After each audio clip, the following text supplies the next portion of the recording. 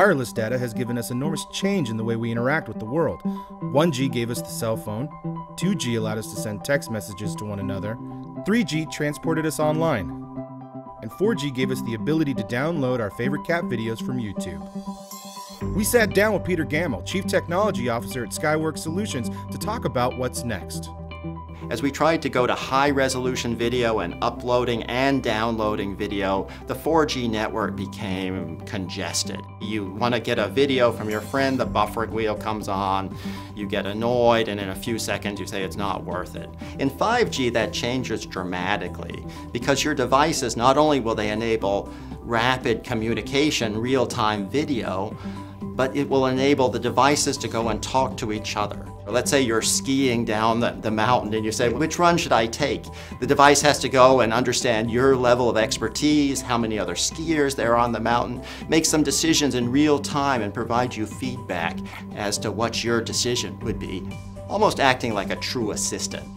In 5G, we're going to upload and download high-resolution video. This will enable things like autonomous driving and seamless interaction with the cloud, as well as immerse ourselves in augmented reality worlds.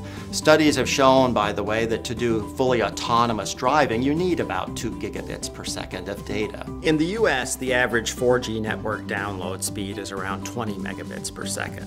While some of the 4G networks worldwide achieve almost twice this data rate, one of the key aspects of 5G technology is to improve the data rate on your mobile device by more than 100-fold.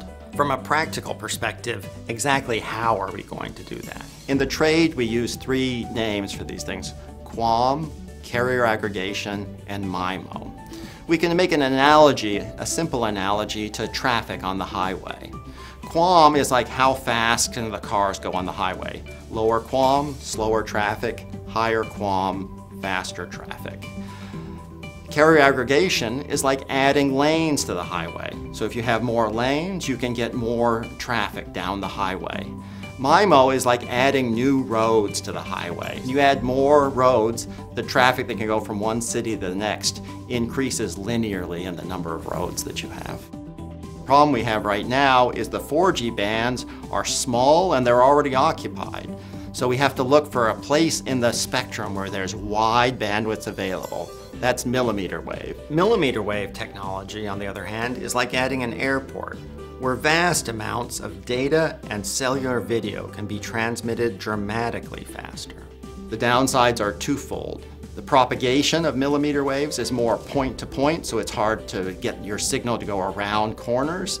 And the other thing is it takes more current out of the battery. So battery life in a handheld device with current technology would be significantly reduced. And our expectation is the first deployment of millimeter wave in 5G is going to be in applications like fiber to the curb or fixed wireless access, where you need to get from a small cell to a variety of users. So maybe a small cell could handle 20 or 30 users through a technique called multi-user MIMO, where you send beams of data to each of a variety of users. The vision for 5G maps perfectly onto the vision for Skyworks. In the 5G world, we'll connect everyone and everything all the time.